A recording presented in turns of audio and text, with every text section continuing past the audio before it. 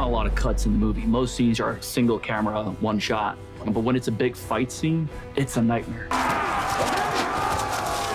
Landaroos, that was fun.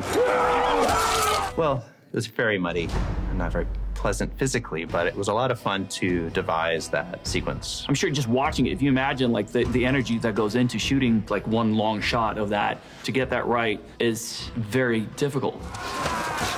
Doing these long oneers where everybody is a piece of the moment. I mean, when you're doing a battle scene with all these extras and horses, everyone needs to be perfect because we're single camera on this long take. Everybody's choices, everybody's mistakes are at stake. If I'm gonna punch you, you have to put the camera in a certain position so it looks like you sell the punch. But when you do that with a camera running alongside you as 20 characters also move around, it's gonna be difficult to make it identical each time.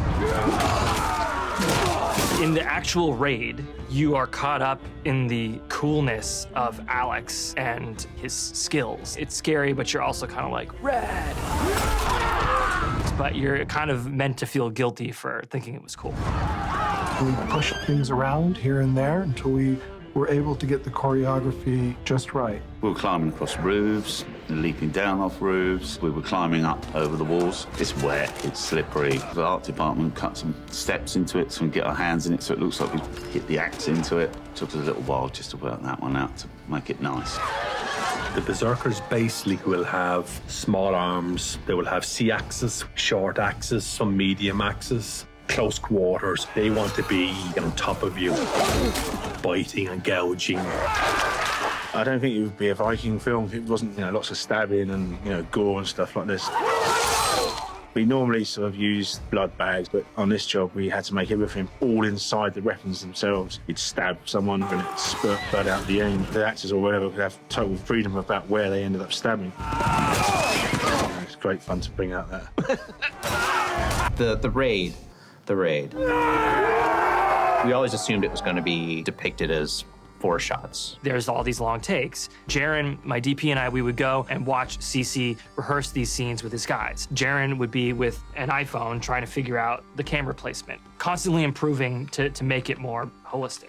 We're just going to depict a single take, and that to me is the simpler solution than trying to shoot multi-camera, and that's just how my brain works. Probably 2 out of 3 shots are done on a crane because there's no other way to do it. It feels different. There's a fluidity to it. Hopefully it feels that you're there and it feels more real. You can't cheat it, basically.